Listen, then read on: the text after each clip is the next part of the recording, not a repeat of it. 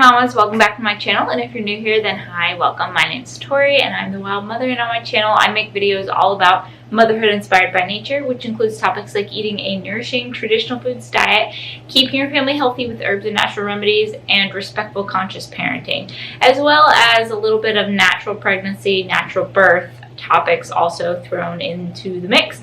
And that is what today's video is about, kind of along the same vein of thought. This video is about how to have a holistic, natural postpartum, or more specifically, some postpartum must-haves when you are trying to support your body and help your body to recover after just having had a baby. So I hope that if you are new here, you will consider subscribing. And without further ado, let's dive into the video. So I'm going to break this down into 3 sections. It's going to be recovery, nourishment, and supplies.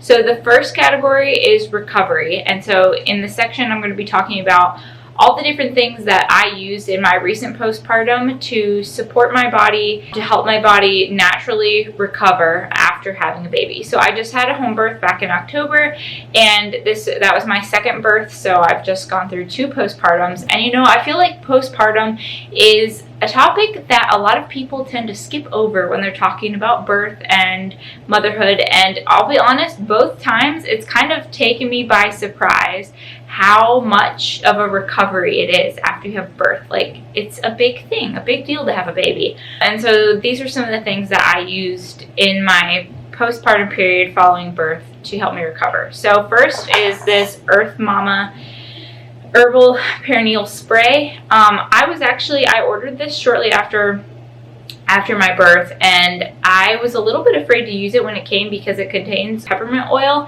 and I was really worried that it would burn down there, so I didn't use it for a couple days. But once I finally got up the courage to use it, I absolutely loved it, and I don't know why I was afraid to use it, because it is so soothing and cooling, and like, it really just feels like it's working to help heal you and just offer some relief.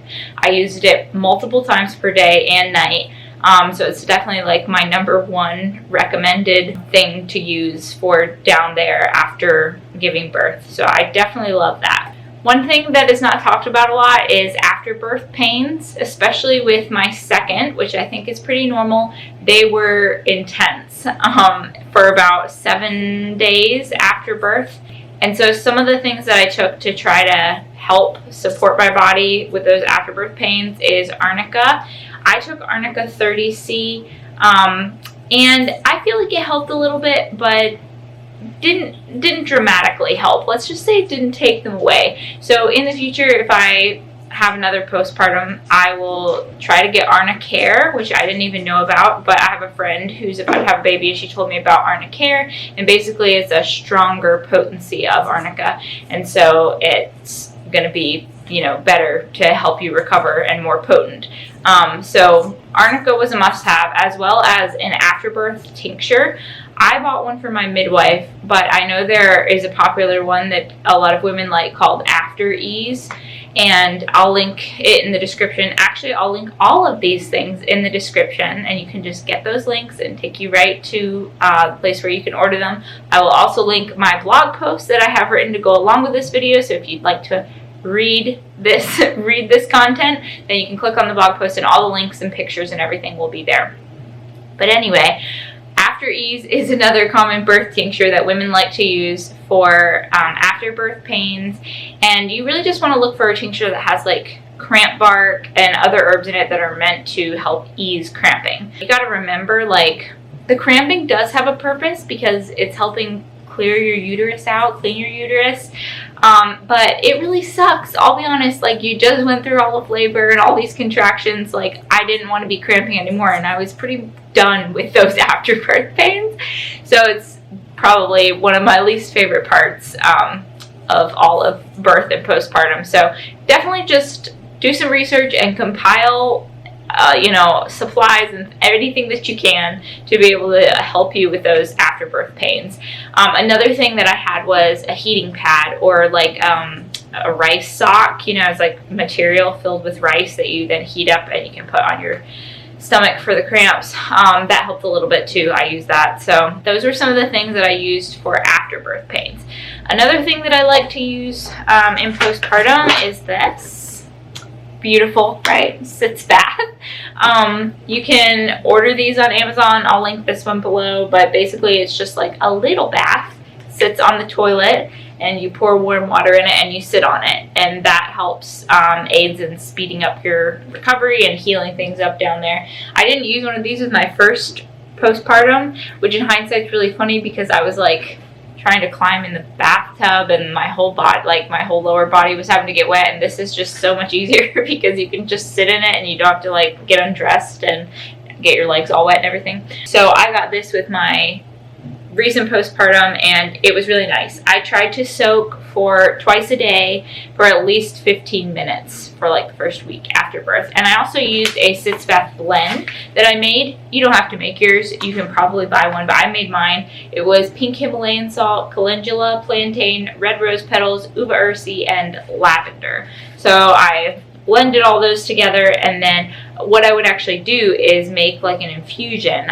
So I would take a couple scoops of this and put it in a pot with water on the stove, bring it to a boil, and then let it steep for like 20-30 minutes, an hour, however long, and get like a nice tea basically, and then strain the herbs out and use that tea, that steeped water, and pour it into this, and then sit on this and soak for 15 to 20 minutes. And that was really nice. I really do feel like that helped heal me and helped, you know, the herbs helped do their magic, and the salt and everything, and helped me recover faster and heal nicely.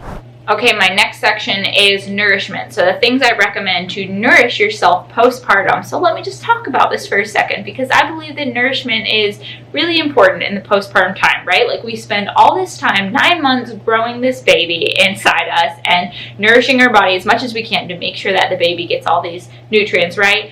And then when you're postpartum, you just gave a lot of energy to give birth and deliver that baby. You may have depleted yourself of nutrients and vitamins. Hopefully not. That's the goal when you're nourishing yourself during pregnancy and eating plenty of nutrient-rich foods, that you won't deplete yourself. But anyway, it's really important in your postpartum time to not slack off on the nutrient-dense food. So some of my favorites would be bone broth, right? Make a batch of it, several batches of it while you're still pregnant. Put it in jars with airspace, without lids. Put it in the freezer. Let the bone broth freeze so that your partner or friend or whoever can take it out of the freezer for you, let it thaw on the counter, and then you can have easy bone broth, nourishing, mineral-rich, collagen-rich, just delicious superfood, so that you can have that when you're postpartum. You can make soup with it. You can have soup already made with it. Don't slack off on the raw cheese, on the raw milk. Like, keep up with these nutrient-rich things so that you can keep nourishing your body as your milk is coming in and you are working through like breastfeeding the baby and recovering and wanting to build back your nutrient stores. Keep nourishing yourself with nutrient-dense foods. If I could say it once, I'll say it again. Don't forget to nourish yourself, because you cannot pour from an empty cup, right? You want your cup to be full. You want yourself to be healthy. One book that people rave about, that I'll be honest, I personally don't have, but I've heard great things about it, is called The First 40 Days. And I think it is all about how important it is in those first 40 days of being a mother, first 40 days after birth, to nourish yourself. And so this book has lots of recipes and information about nourishing yourself. So that is a great book if you're looking for specifically for like postpartum recipes that are very nutrient dense. Then I think that book you might really like it. Another thing that I did to nourish myself is drank a postpartum tea. I'm sure you can find them online, although I made mine. So basically, I wanted a tea that was rich in nervines and minerals and would help replenish some of those minerals in the postpartum time for after birth. And so my tea that I made had chamomile, hibiscus, rose, lavender, rose hips, and lemon balm. and it was delicious and very good, and I would make a big thing of it every day and just sip on it throughout the day to help replenish those minerals. So I definitely recommend getting yourself some postpartum mineral-rich tea to help replenish your body, and something that you can just sip on and enjoy a nice beverage throughout the day. Another thing I want to suggest is easy snacks that you can grab and eat while you're nursing, while you're holding the baby, while you're resting in bed. Meat sticks, one of my favorites. I made banana muffins. I think I actually made mini banana muffins, you know, like 40 or 50 mini ones, but you could also make regular banana muffins. Those were nice and easy to be able to just pop in. And then sausage balls is another great one, another great snack that I have a recipe, so I'll link the video here, but it's like pasture-raised pork, raw cheese, sprouted wheat flour. So the snacks are going to be great for you to just be able to eat and pop in while you're nursing or while you're just chilling, whatever. Easy for somebody to bring you, also easy for your family members to be able to eat. If you have other children, it's easy snacks for them to be able to eat. Like in my case, it was super easy for my husband to just be able to grab me, like make me a little snack plate and bring it up to me in bed, and then also give some to my toddler. And it was nice that I already had all of those snacks prepared and in the freezer so that they could be eaten. So definitely recommend having some easy snacks on hand. Okay, so next, moving into our supplies section. So this list that I have is not a comprehensive list whatsoever. There are going to be other things that you will most likely need during your postpartum time. However, these are just a couple things that I don't see talked about a lot, and they weren't necessarily recommended to me for my postpartum. So I wanted to put it out there as some other ideas that really helped me during my postpartum time. And you know, we can all use just extra tips, so take it or leave it if you want. But anyway, here they are. So the Haka, number one thing I recommend. This is technically a manual pump. I don't really use it as a pump, but in the weeks immediately after birth, before your milk has regulated, you got a lot of milk. At least I had a lot of milk, and I always felt like when I was nursing my baby, I was just wasting the milk that was just leaking out of the opposite breast. And so this Haka is perfect because it catches my letdown milk, and that allows me to build up a small freezer stash of milk that I can have just in case for whatever reason. I love the Haka. Basically, it's this suction, this little part at the end, and then you just like put it on your boob while you're nursing your baby, and then it catches all of the letdown milk. And then also you can use it if you, like, maybe your baby slept longer than normal, or you know, if you've gone a period of time without nursing and you notice that your breasts are like really hard, or you're starting to get clogged ducts, in that case you could use it as like a manual pump to help hand express some of the milk out and get yourself some relief. So highly recommend the Haka. I know some people get two. I've always just had one, and it's been perfectly fine. Next is reusable breast pads. These are organic bamboo. I love them. They're soft, they're absorbable. They basically just prevent you from ruining your bras and shirts and sheets, whatever, if you're leaking milk at night in the couple weeks after birth before your milk regulates. These are great to be able to catch it, and I love they're reusable because you can wear them in the day and then you just take them and throw them in the wash and wash them, and they're good as new. And these ones in particular also last a long time because I've used these with both of my births and postpartums now, so they are like 2.5 years old and they still look great. I think I would probably be able to use them for all of my pregnancies and postpartums. And then the last supply that I'm going to recommend that I don't see recommended often is Depends. Okay, I didn't use them the first time, and I don't really know why. I guess I just use like my underwear and pad. I think that's what a lot of people do.